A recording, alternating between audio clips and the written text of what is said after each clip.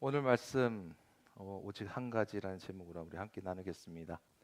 어느 우리 믿음의 성도님을 신방했을 때의 일입니다. 가정에 신방하면서 항상 기도 제목을 여쭤보지 않겠습니까? 그래서 집사님 기도 제목이 있으세요? 하고 물었더니 주님, 목사님 저는 감사할 것밖에 없어요라고 이야기를 하더군요. 감사할 것밖에 없다. 그 말을 듣는 순간 제 마음이 굉장히 기쁘었습니다.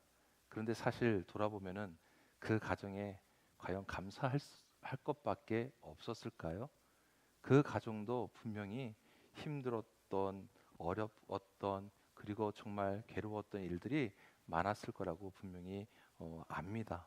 그런데 그분이 돌아보니 사실 모든 것들이 하나님의 섭리 가운데 있었고, 그리고 돌아보니 곧 하나님께 감사할 수밖에 없었구나. 모든 것이 하나님의 돌보심 속에 있었으니 그럼에도 불구하고 하나님 앞에 감사합니다라는 이 고백을 드렸다라는 것이죠. 그래서 참 감사했습니다. 사실 요즘 우리 성도님들 가운데서도 감사의 이야기들을 많이 하십니다. 최근에 출산한 가정도 있고요.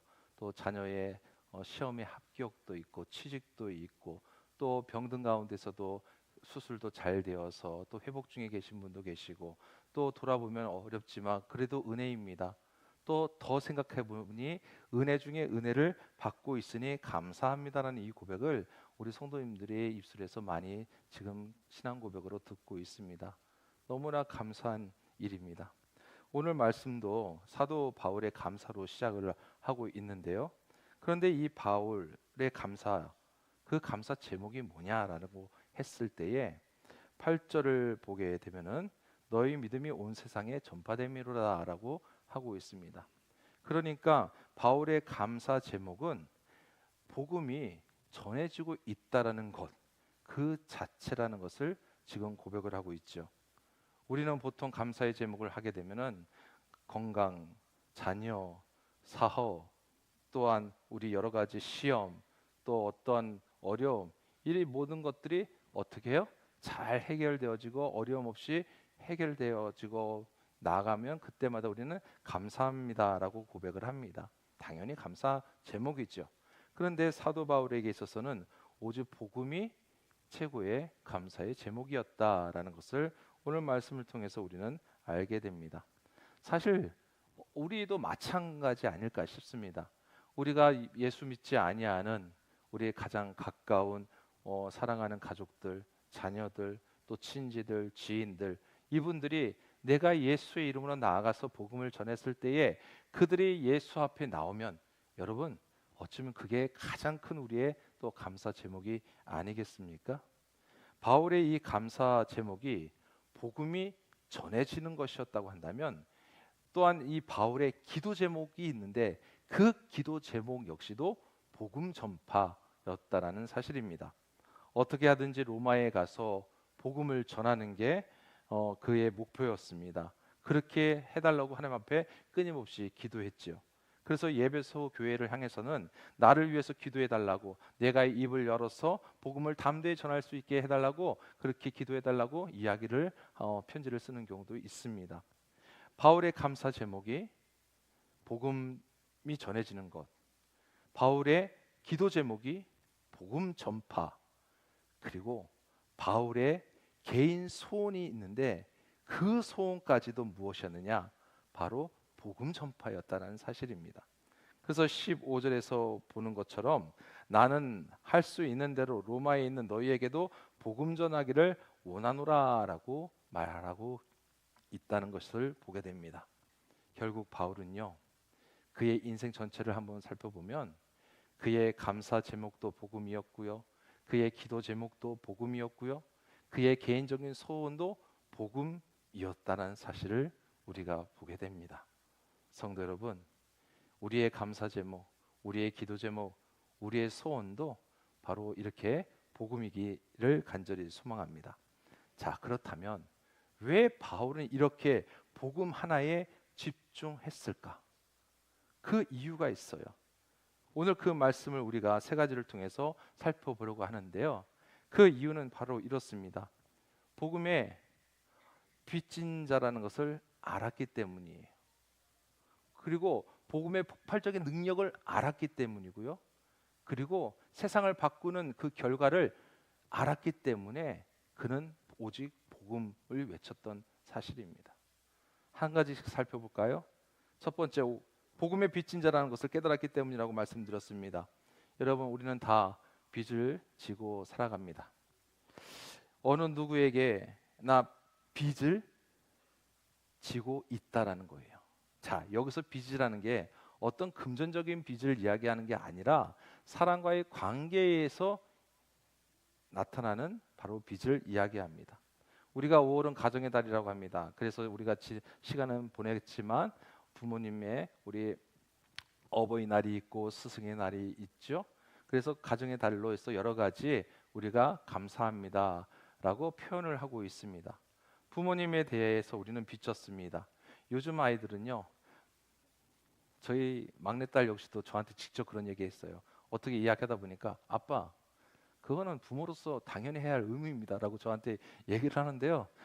제가 야, 그러면 아빠가 의무라고 했으면 아빠가 안 하면 이것도 아빠의 의무네. 그래서 아빠는 아빠 마음대로 할 수 있는 거 아니야? 내가 이제 그런 얘기도 했는데, 사실 여러분 어떻습니까? 우리는요, 부모님의 은혜에 빚을 다 진 자들이에요. 정말 요즘은 우리가 먹고 살기 좋은 시대라고 하지만 그 옛날에는 우리 부모님들이 먹지도 못하고 입지도 못하고 그렇게 자녀들을 아끼고 살피셨던 부모님들의 그 은혜가 있다는 것이죠. 또 어떻습니까? 선생님들에게도 우리는 빚을 졌습니다. 우리 선생님들이 늘 언제나 지식을 가르쳐 주시지만 또 삶의 방향도 우리가 잘 갈 수 있도록 지도해 주시는 분들이 바로 선생님이시죠. 저는 고등학교 우리 담임 선생님, 고3 담임 선생님이 우리 한번 이렇게 졸업 30주년 기념으로 해서 모였었는데, 선생님께서 다른 친구들은 누구야 누구야 누구야 누구야 부르는데 저한테 선용호 목사님이라고 부르시길래 제가 선생님 저 서운해요 그랬어요. 저도 이름 불러주세요 그랬거든요.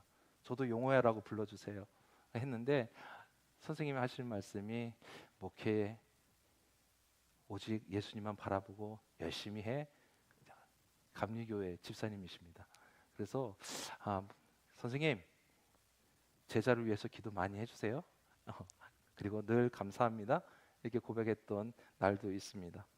여러분, 우리가 밥을 먹을 때 밥 한 숟가락 뜨는 이 쌀도 어떻습니까? 우리 농부의 땀방울이 흘려져 있는 거예요. 농부에게 우리는 빚진 자들이에요. 또 우리가 입고 있는 옷은 어떻습니까? 이 옷이 그냥 만들어졌습니까? 이 옷이 만들어지기까지 수많은 과정을 거쳐서 사람들이 사실 보이지 않는 빚을 진 자들이라고 할 수가 있겠죠. 좀 과거의 이야기를 좀 하겠습니다. 6.25 전쟁 때 윌리엄 해밀턴 쇼라는 미군 대위가 있었습니다. 한번 사진 한번 보여주세요. 사진 없나요? 없나요? 네. 자, 윌리엄 해밀턴 쇼라는 미군 대위가 계셨는데요. 자, 그분은 감리교 선교사님의 아들이셨어요. 그래서 이분이 어디서 태어났느냐? 평양에서 태어났습니다. 1922년 평양에서 태어났는데 그분이 이 평양에서 이제 자라나면서 그러니까 한국어를 너무나 잘하셨어요. 한국어를 너무나 잘하셨고 그리고 한국의 문화를 이제 잘 습득하고 있었던 분입니다. 그렇게 해서 열심히 이제 아버지와 함께 있다가 이제 다시 미국으로 돌아가서 미국에서 교육을 다시 이제 받고 있으면서 그분이 나이가 돼서 해군으로 입대를 하게 됩니다. 자, 해군을 입대를 하게 되는데 그러면서 뭐 여러 가지 많은 또 전장에서 또 공을 세우고 제대를 하게 돼요. 그리고 이제 하버드 대학교 박사과정으로 들어가서 공부를 하게 되는데 한국에 전쟁이 터진 것을 알게 됩니다. 그런데 이분의 목표는 아버지가 선교사였기 때문에 나도 이제 선교사로 가야 되겠다. 그리고 그가 품었던 곳은 어디였느냐? 대한민국 한국이었다는 거예요. 그런데 전쟁이 터졌습니다. 전쟁이 터졌던 소식을 듣고 이분이 이렇게 부모님께 편지를 남기고 다시 재입대를 하게 되는데요. 제가 태어난 한국의 제2의 조국인데 한국이 전쟁으로 고통받고 있는 걸 보면서 가만히 있을 수가 없습니다. 제가 한국이 평안해졌을 때 선교로 가는 게 아니라 지금 그 전장의 선교사로 제가 가겠습니다라고 다시 입대를 하셨다는 거예요. 그래서 입대를 하시고 나서 6.25 때 그 전장을 누비시면서 서울 수복 작전에 투입되셨다가 거기에서 전사를 하셔요. 그의 나이가 그때 29이었습니다. 지금 그분의 묘가 어디 있느냐? 서울 양화진에 있습니다. 아버지 선교사님과 함께 서울 양화진 선교사 묘역에 함께 안장되어 계십니다. 그리고 한국명의 이름이 서위렴으로 이렇게 이제 되어 있으세요. 여러분, 오늘 우리가 누리고 있는 이 평화도요, 바로 한 분만은 얘기했지만 수많은 사람들의 희생이 있었기 때문에 우리는 지금 이 대한민국을 지금 우리가 누리고 있다는 거, 이것도 역시 우리가 빚진 자의 모습인 것이죠. 그런데 여러분, 사람들에게 빚진 것도 빚이지만 우리는 이 어떤 것보다도 큰 빚을 지고 있다는 겁니다. 누구에게요? 하나님께 진 빚입니다. 그 하나님께 진 빚은 무엇이냐? 영원한 생명의 빚이라는 사실이에요. 하나님께서 죄인 우리들을 구원하시기 위해서 독생자 예수 그리스도를 이 땅에 보내셨죠. 그리고 주님께서 십자가에 피 흘리심으로 우리를 구원해 주셨고요. 그리고 또한 부활하셔서 우리를 영원한 그 소망 안에 들어가게 하셨다는 사실입니다. 이게 무엇입니까? 이게 바로 복음입니다. 이 복음의 소식. 복음이라는 것은 하나님 편에서는 우리에게 거저 주시는 하나님의 선물이었지만 우리들의 입장에서는 어떻게 해요? 복음을 받았으니 하나님께 갚아야 할 빚이라는 것을 우리는 잊지 말아야 합니다. 그래서 바울은요, 이 사실을 깨닫기 때문에 오늘 14절에서 뭐라고 얘기하느냐? 헬라인이나 야만인이나 지혜 있는 자나 어리석은 자에게 다 내가 빚진 자라. 그들에게 빚졌다는 이유는 어떤 이유냐면 하나님께로부터 받은 그 은혜가 있었기에 그 빚을 내가 갚을 길은 이들에게 갚아야 됐다. 이들에게 즉 복음을 전할 길 뿐이다 라는 사실로 이렇게 그들에게 빚진 자라고 지금 고백을 하고 있는 것이죠. 여러분들, 생명력이 넘치는 교회라는 책이 있습니다. 이 생명력이 넘치는 교회라는 책에서 베테랑 구조 다이버의 이야기가 나오는데요. 이제 그가 은퇴를 하게 되었습니다. 은퇴를 하게 되었을 때 젊은 다이버가 이제 은퇴하시는 베테랑 다이버에게 이제 질문을 합니다. 선배님, 지금까지 몇 명이나 구조하셨어요? 지금까지 몇 명이나 구조하셨어요? 이제 본인은 생각해 보니까 한 100명? 한 200명? 이렇게 대답이 나오겠지? 라고 기대를 했는데 돌아오는 대답은 나는 22 이렇게 얘기를 하는 거예요. 이게 지금까지 평생 이 일을 하시면서 겨우 22명밖에 구조하지 못하셨다고요? 의아해서 질문을 하는 거지요. 그랬더니 베테랑이 구조사의 그 돌아오는 말이 뭐였냐면 22 내가 구하지 못한 사람들의 숫자야. 나는 그 숫자만 기억하고 있어 라고 그렇게 대답을 하였다고 합니다. 이게 바로 빚진 자의 마음이라 할 수 있겠습니다. 내가 얼마나 많이 했는지를 자랑하는 게 아니라 내가 아직 못한 거, 내가 구하지 못한 그 사람들, 또 그 영혼들을 생각하며 안타까워하는 그 마음이 바로 빚진 자의 마음이라는 거죠. 성도 여러분, 우리도 이런 마음을 가져야 될 줄 믿습니다. 지금 여러분들이 앉은 그 자리에서 여러분 빈자리를 한번 잠깐 봐주십시오. 여러분들이 앉은 자리에서의 빈자리, 보이는 빈자리를 잠깐 봐주시기 바랍니다. 그 빈자리를 바라보면서 저기에 앉아야 할 영혼들이 있는데 여러분, 그런 마음에 애통하고 안타까운 마음, 그 마음이 바로 빚진 자의 마음이라 할 수 있을 것입니다. 왜 바울은 이렇게 복음 안에 모든 걸 걸었을까? 그 두 번째는 복음의 능력을 알았기 때문입니다. 사람은요, 자기가 가지고 있는 게 가치가 있다고 생각하면 어떻습니까? 좀 자랑하고 싶은 게 사람의 마음이에요. 자, 그래서 어떤 멋진 차를 샀어요. 멋진 차를 사면 어떻습니까? 자랑하고 싶어서 누군가가 태워주고 싶은 게 사람의 마음이에요. 또 좋은 집을 구입했어요. 그 좋은 집에 사람들에게 또 초대를 해가지고 좀 보여주고 싶은 게 바로 그런 사람의 우리들의 마음입니다. 여러분, 그런데 초대교회 때는요, 예수 믿는 게 자랑거리가 아니었습니다. 당시 로마는요, 오직 쉽게 말하면 로마 우월주의, 자신들이 최고의 문명국이라 생각했고 다른 민족은 다 야만국이라 생각했어요. 그리고 예수 그리스도께서 지신 그 십자가의 사건, 십자가를 보면서 십자가에 처형된 예수님은요, 그냥 그저 조롱거리였을 뿐이었다는 것입니다. 고린도전서 1장 23절에 보게 되면 우리는 십자가에 못 박힌 그리스도를 전하니 유대인에게는 거리끼는 것이요 이방인에게는 미련한 것이다라고 기록을 하고 있습니다. 자, 사도 바울은요, 복음을 부끄러워하지 않았습니다. 복음을 절대 부끄러워하지 않았어요. 오히려 자랑스럽게 여겼다는 거예요. 그 이유가 뭐냐? 바로 16절 말씀이에요. 내가 복음을 부끄러워하지 아니하노니 이 복음은 모든 믿는 자에게 구원을 주시는 하나님의 능력이 됨이라. 아멘. 자, 여기 능력이라는 단어, 여러분, 이 능력이 헬라어로 두나미스라는 뜻이에요. 두나미스라는 어원을 사용하는데요, 이 두나미스는 다이너마이트의 어원이기도 합니다. 여러분들 잘 아시는 불을 붙이면 꽝, 이 다이너마이트의 어원인데요, 이 복음이 바로 그러한 능력을 가지고 있다는 것을 바로 이야기합니다. 다이너마이트 위력이 얼마나 큽니까? 산에 터널을 뚫을 때도 사용하고요, 큰 바위가 있을 때 부술 때에도 바로 사용합니다. 그 큰 놀라운 폭발력, 그 폭발력과 맞먹는 게 바로 복음의 능력이라는 사실을 여러분 믿으십니까? 바로 그거예요. 옛날에는 산을 뚫고 길을 넣을 때에는 참 힘들었지만 다이너마이트가 사용되면서부터는 너무나 쉽게 길이 뚫리고 터널이 생기는 것을 우리는 너무나 잘 알고 있습니다. 영적으로도 마찬가지인 거예요. 종교다운주의에서 이야기하는 구원이 무엇입니까? 이것도 구원의 길, 저것도 구원의 길, 여러 가지 구원의 길을 얘기해요. 아닙니다. 여러분, 분명히 여러분께 말씀드립니다. 오직 구원의 길은 우리 개신교에서 이야기하는 건 오직 하나입니다.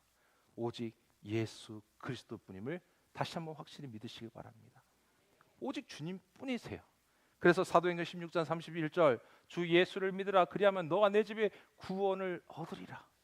주 예수님밖에 없다는 사실을 여러분들이 다시 한번 마음에 확신을 갖고 고백하시길 바랍니다. 그리고 예수 그리스도의 그 십자가와 부활의 이 복음만이 우리가 천국으로 가는 그 고속도로를 뚫을 수 있다는 사실을 믿으시길 바랍니다.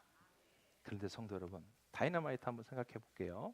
이 다이너마이트가 그냥 잘 포장되어 있는 안에 있는 다이너마이트를 그냥 집어서 슉 하고 던진다고 터집니까?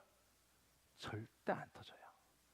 박스 안에 있는 다이너마이트는 그냥 그 자체로 아무 소용이 없어요.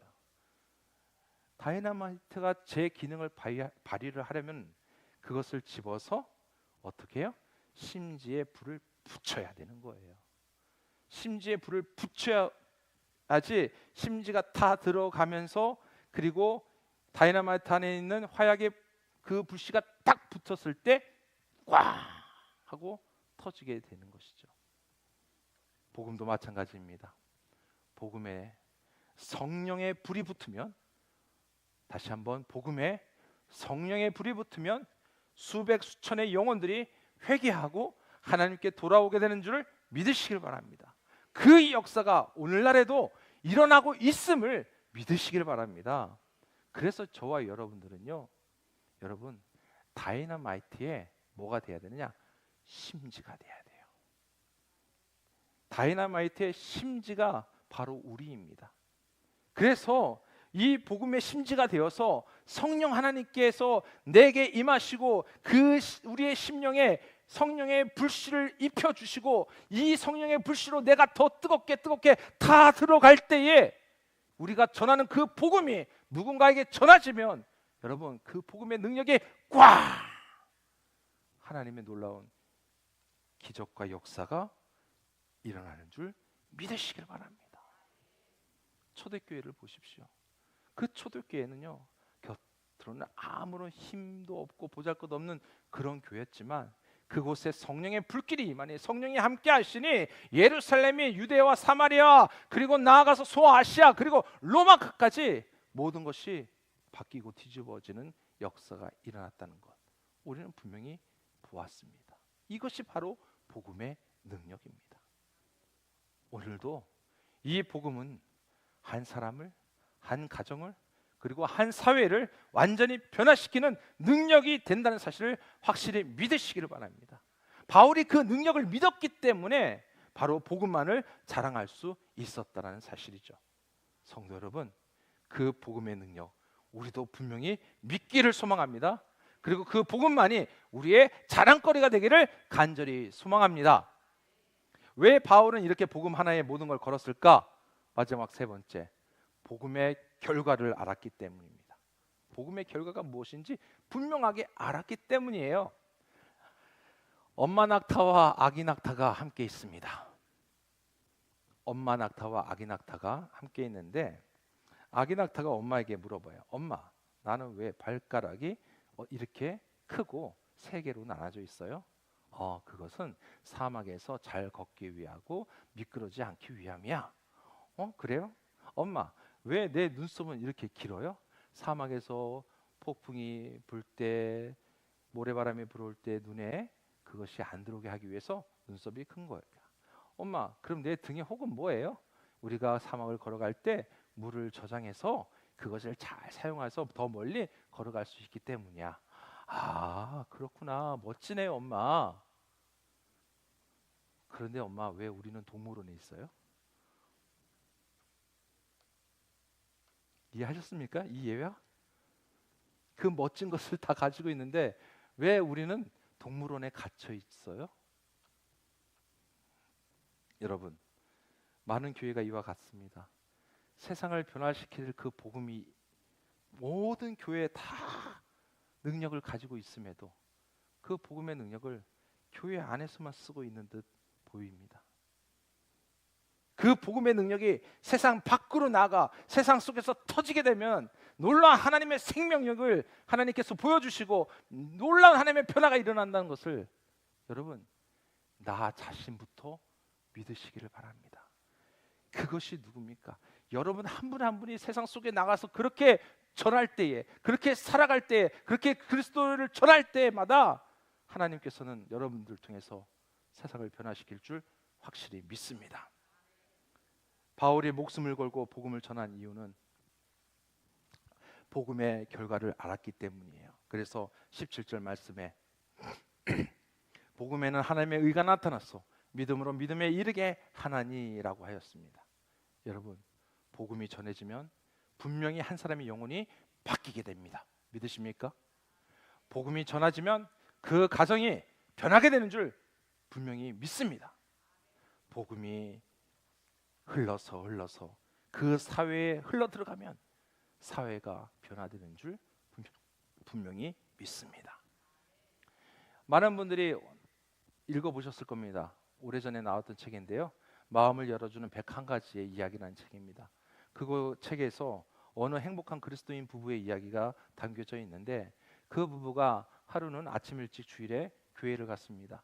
그리고 교회에서 예배를 드리는데 우리 가정이 천국과 같구나라는 것을 이제 깨닫게 됐다는 거예요. 그러면서 하나님 앞에 이제 교회 밖에 나올 때에 그렇게 기도합니다. 하나님, 오늘 누군가에게 내가 이 천국의 작은 기쁨을 나눌 수 있도록 도와주세요라고 그렇게 기도하고 나와서 이제 점심을 식당에 가서 밥을 먹게 되는데 식당에 갔더니 어떤 중년의 여성이 혼자 외롭게 쓸쓸하게 얼굴이 어둡게 식사를 하고 있더랍니다.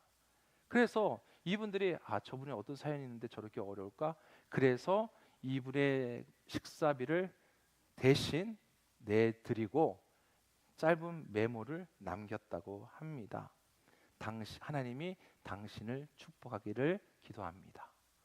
그런데 식사를 다 한 그 중년의 여성이 계산을 하러 갔더니 계산이 되어 있고요, 하나의 메모지를 보았던 것이죠. 그 메모지를 보고 그리고 나중에 이분들이 언제 여기 오실지는 모르겠지만 이 나의 메모를 전달해 주세요라고 하면서 메모를 남기게 되는데요.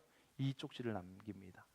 저는 우울증을 앓다가 남편에게 버림을 받아서 너무나 힘이 들어 오늘 이 식사를 마지막 식사로 하고 저는 죽으려고 했습니다.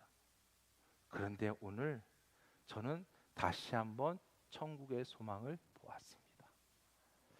당신을 통해서 하나님께서 나를 사랑하고 계시고 나를 버리지 않는 사실을 알게 되었습니다. 당신은 하나님이 보내주신 천사입니다. 다시 저는 교회로 가겠습니다. 이 메모를 남겼다는 거예요. 여러분, 이것이 바로 복음의 결과입니다. 교회에서 말씀을 듣고 우리 가정의 축복이고 천국의 지점이구나. 그래, 천국의 백성으로서 오늘 내가 나가서 어떤 삶을 살아갈까 생각을 했다가 그냥 한 사람의 식사비를 내주고 메모를 남겼는 것이 결과적으로는요, 그 영혼을 살리는 결과가 됐다는 거죠. 한 끼의 밥값과 메모 한 장이 한 생명을 살리게 된 것입니다. 복음, 바울이 바로 이 복음의 결과를 알았기 때문에 감사도 기도도 소원도 오직 하나 복음입니다라고 바로 그렇게 고백했던 것이죠.